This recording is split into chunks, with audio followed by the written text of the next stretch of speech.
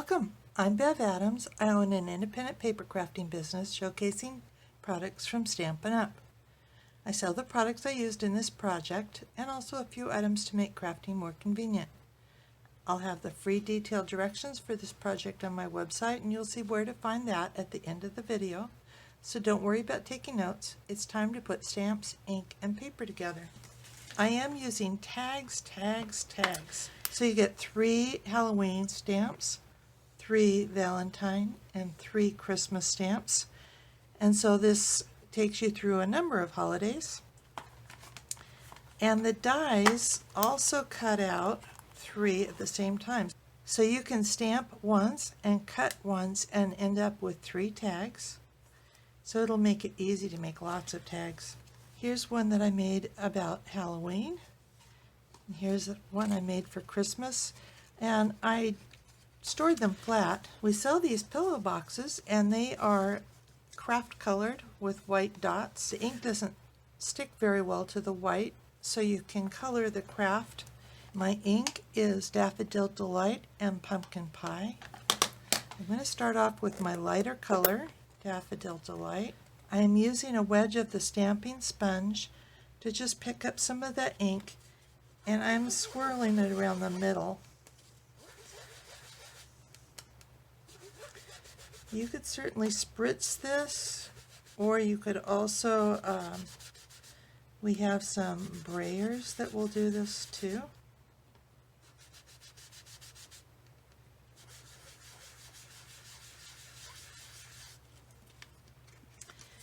And so I'll do both sides.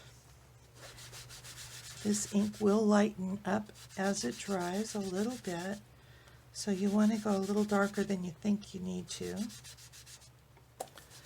And then I'm going to do another end in Pumpkin Pie.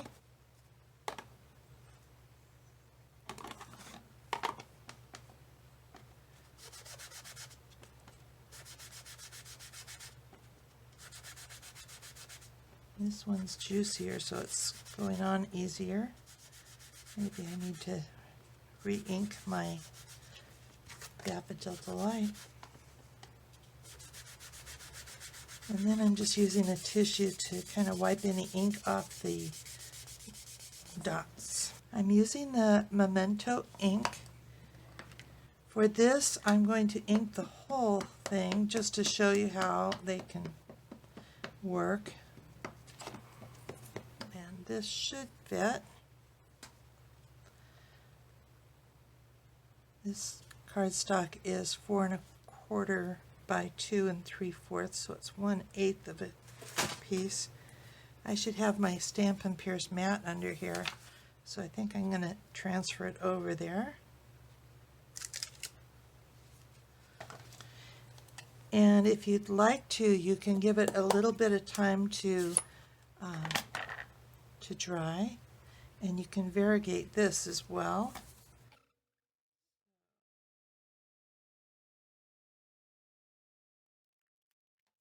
I am using 2 different sponges because you wouldn't want to have the Pumpkin Pie ink and then try and sponge the Daffodil Delight. That would just not work. I'm leaving this end white. I brought in my Big Shot.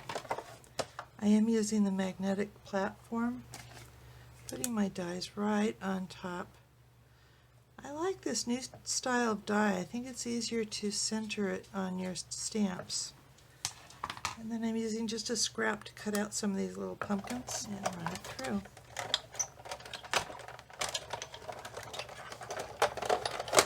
And I think that this is a good opportunity to tell you how wonderful Stampin' Up! Is, because we do have ink and paper and ribbons and all kinds of things that coordinate together.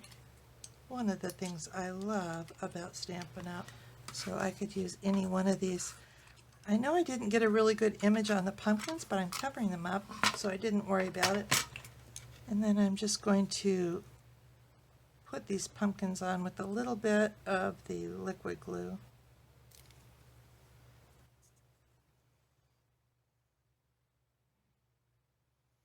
And that's kind of fun. It's got a tooth coming up.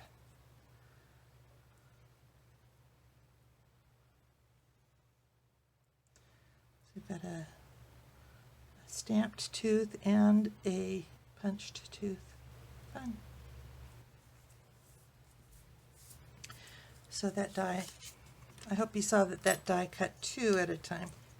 It would be really easy to stamp just one image. You don't need this whole piece of Whisper White.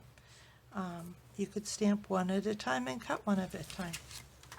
I've got quite a mess here. I'm just going to put some regular graph paper down here just so you can see what I'm doing. I have just a 1 by 6 inch strip of the Brights Designer Series paper. I love this Designer Series paper. So we have all 10 of the Brights colors, and we have this, I don't know what design that is, and script on the other side. And then we have this diamond shape and the plaid. And we have this for all of our colors, and it's wonderful. Unfortunately, it doesn't quite go all the way around this box. There will be a little bit of a gap. But I'm going to go ahead and use that and just punch out with the 1 1/8 scallop circle punch.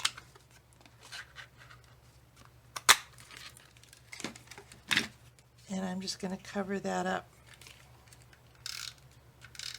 And it will look like a design feature instead of a design flaw. We have this wonderful sparkly, it's called glittered organdy ribbon. And I'm just going to tie a bow around here.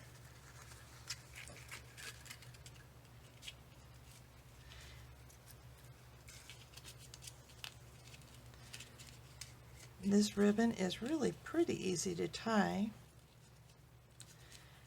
and I'm going to use my third hand, and my friend Karen has seen me use this and wasn't sure what I meant by this third hand.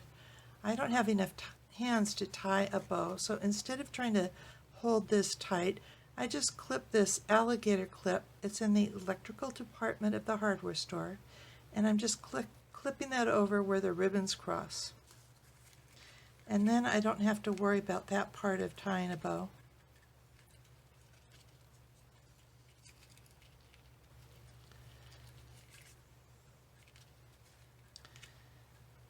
And I probably should have given myself some more space here because it's going to be hard to tuck this through without losing the end.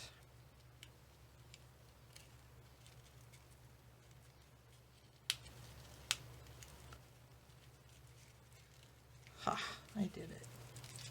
And then when I'm tightening this up, I can pull that out all together and then fluff. I tied a beautiful bow in spite of myself. So I just need to snip this. Then I'm going to use about 6 to 8 inches of our linen thread, and I'm going to just fold it in half and poke the loop through the hole. And bring the ends through the loop.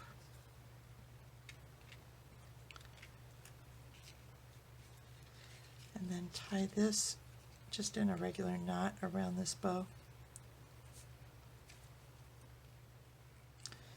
Tie a bow with it if you would like. One little secret is sometimes I'll just put a little glue dot just to hold my bow right where I want it. And I have 2 more tags ready to go if I want.